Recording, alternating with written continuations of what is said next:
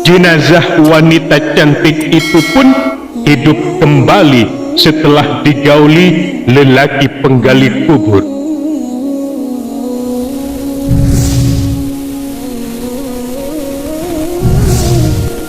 Assalamualaikum warahmatullahi wabarakatuh. Sahabat beriman yang dimuliakan Allah, ada seorang pemuda Madinah yang pekerjaannya sebagai penggali kubur. Pemuda ini gemar mencuri barang-barang berharga yang dikuburkan bersama mayat.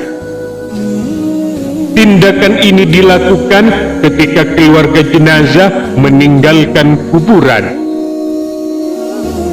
Dia gali kuburan itu kembali untuk mengambil barang-barang berharga yang ikut dikuburkan bersama mayat. Dia akan mengambil kain kafan mayat jika kain itu dianggap berharga. Sahabat beriman yang dimuliakan Allah, pada suatu hari dia menggali kubur untuk jenazah seorang gadis nan cantik jelita.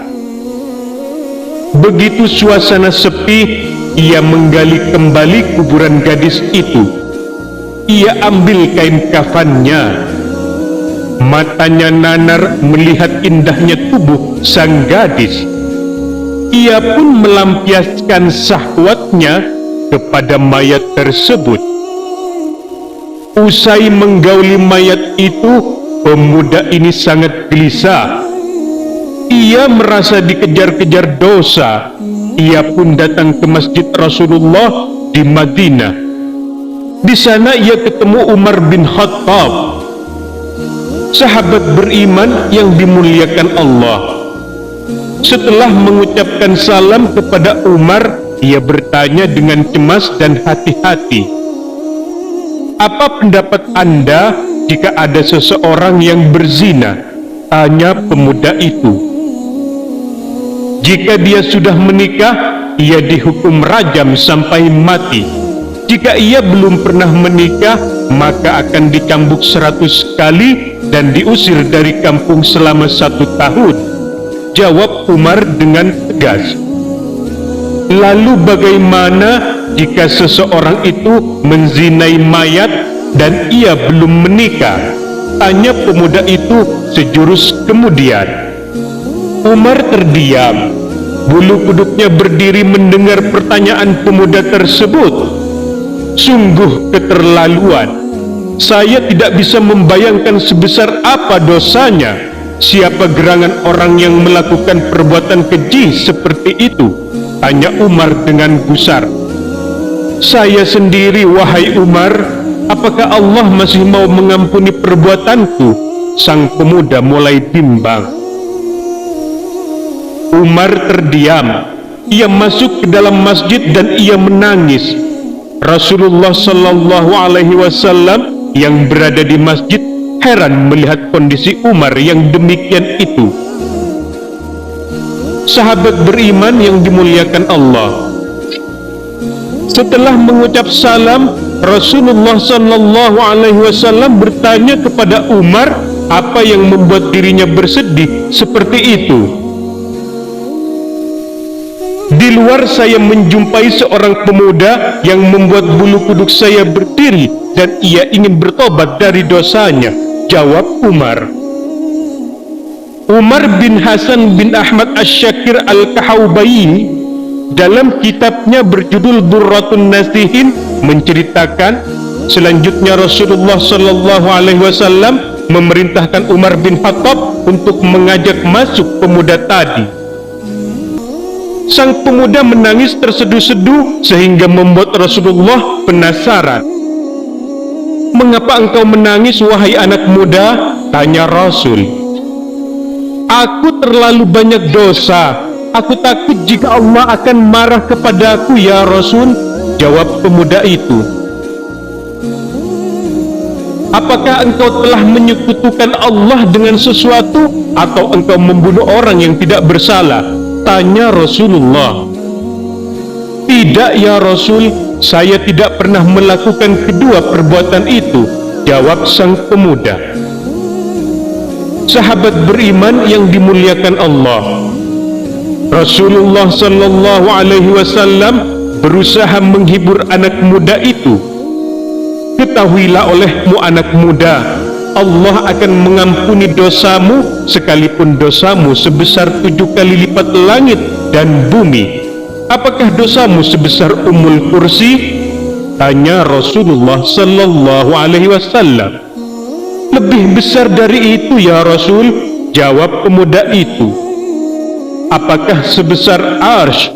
Tanya Rasulullah penasaran. Saya kira lebih besar dari itu ya Rasul. Saya kira lebih besar dari itu ya Rasul, jawab sang pemuda itu di tengah isak tangisnya. Sebenarnya dosa apa yang kau lakukan? Coba kau katakan kepadaku, pinta Rasul. Sungguh saya malu untuk mengatakannya, jawab pemuda itu. Jika tidak kamu katakan, maka dosa itu akan tetap membebani jiwamu, bujuk Rasulullah sallallahu alaihi wasallam. Sahabat beriman yang dimuliakan Allah, pemuda itu terdiam, kepalanya menunduk melihat lantai masjid. Ia mulai memberanikan dirinya untuk mengatakan apa yang telah ia perbuat. Sahabat beriman yang dimuliakan Allah, 7 tahun saya bekerja sebagai penggali kubur. Suatu ketika ada mayat kaum Ansar. Ia masih gadis dan sangat cantik. Secara diam-diam saya menggali kuburannya, lalu saya buka kain kafannya.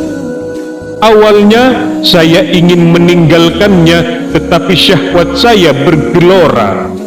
Maka saya lampiaskan syahwat saya tersebut dengan menzinahi mayat itu sampai puas. Setelah itu saya tinggalkan begitu saja. Beberapa langkah saya hendak pergi meninggalkan kuburan itu, tiba-tiba mayat itu bangkit dan berkata, "Sungguh celaka engkau wahai pemuda. Apakah engkau tidak malu kepada Tuhan yang kelak membalasmu di hari kiamat? Pada saat semua orang dituntut balas, engkau membiarkan aku dalam keadaan telanjang dan berhadas besar di hadapan Tuhanku." Sahabat beriman yang dimuliakan Allah, mendengar pengakuan pemuda ini, Rasulullah sallallahu alaihi wasallam sangat marah dan seketika itu berdiri dan berkata, "Wahai pemuda fasik, tempatmu memang pantas di neraka. Keluarlah dari tempat ini." Sang pemuda keluar dengan hati yang hancur, tak ada harapan baginya untuk mendapatkan pengampunan dari dosanya. Sahabat beriman yang dimuliakan Allah, sebenarnya ia ingin bertobat dengan sebenar-benarnya kepada Allah. Dia terus melangkah tanpa tahu arah dan tujuannya. Nabi ingin mendengar petunjuk langsung dari Allah tentang peristiwa yang baru saja beliau dengarkan. Di sisi lain, pemuda itu kemudian pergi menyendiri dalam sebuah gua di gunung. Di sana dia menangis meminta ampun kepada Allah. Dia bersumpah tak akan keluar dari gua sebelum Allah memaafkannya dan menyampaikan ampunannya itu lewat Rasulullah sallallahu alaihi wasallam. Sahabat beriman yang dimuliakan Allah, setelah 40 hari tubuh dan wajah pemuda itu berubah drastis. Selama di dalam gua, dia hanya bertahan hidup dengan makanan yang dia temukan dalam gua. Ia berdoa, "Oh Tuhannya Nabi Muhammad, Tuhan Nabi Adam dan Hawa, jika aku telah Engkau ampuni, sampaikanlah kepada Nabi Muhammad dan para sahabatnya. Namun jika kau menolak tobatku ini, bakarlah aku di dunia dan bebaskan aku dari siksa di akhirat." Sungguh aku tidak akan sanggup menerima siksamu di akhirat kelak. Sahabat beriman yang dimuliakan Allah, bersamaan dengan itu Allah mengutus malaikat Jibril untuk menemui Rasulullah sallallahu alaihi wasallam. Wahai Muhammad, Allah menyampaikan salam kepadamu, dan Allah bertanya, apakah engkau yang menciptakan makhluk? Tanya malaikat Jibril. Allah yang menciptakan diriku dan semua makhluk, jawab Rasulullah. Apakah engkau yang memberikan rezeki kepada mereka? Tanya Jibril. Tidak, hanya Allah yang mampu memberikan rezeki kepada makhluknya, jawab Rasulullah sallallahu alaihi wasallam. Apakah engkau yang menerima tobat mereka, atau engkau yang menghukum mereka atas dosa-dosa mereka? Tanya malaikat Jibril kembali. Maha suci Allah yang maha memberi pengampunan, jawab Rasulullah sallallahu alaihi wasallam. Wahai Muhammad, Allah berfirman, maafkanlah hambaku karena aku telah mengampuninya, kata malaikat Jibril. Lalu turunlah ayat yang artinya, dan juga orang-orang yang apabila mengerjakan perbuatan keji atau menganiaya diri sendiri, mereka ingat akan Allah lalu memohon ampun terhadap dosa-dosa mereka, dan siapa lagi yang dapat mengampuni dosa selain daripada Allah? Dan mereka tidak meneruskan perbuatan kejinya itu sedang mereka mengetahui. Quran Surat Al-Imran ayat 135. Sahabat beriman yang dimuliakan Allah, selanjutnya Rasulullah sallallahu alaihi wasallam memanggil pemuda tersebut dan memberitahukan bahwa Allah telah mengampuni dosanya dan menerima tobatnya. Sahabat beriman yang dimuliakan Allah, tak lama kemudian pemuda ini meninggal dunia. Kisah ini memberi pelajaran bahwa sebesar apapun dosa seseorang, jika ia sungguh-sungguh bertaubat, Allah subhanahu wa ta'ala akan mengampuninya. Sungguh maha besar Allah subhanahu wa ta'ala. Mudah-mudahan kita semua menjadi hamba yang taat akan perintah Allah dan menjauhi larangannya, dan mudah-mudahan kita dimasukkan ke dalam surganya Allah subhanahu wa ta'ala. Amin amin ya rabbal alamin.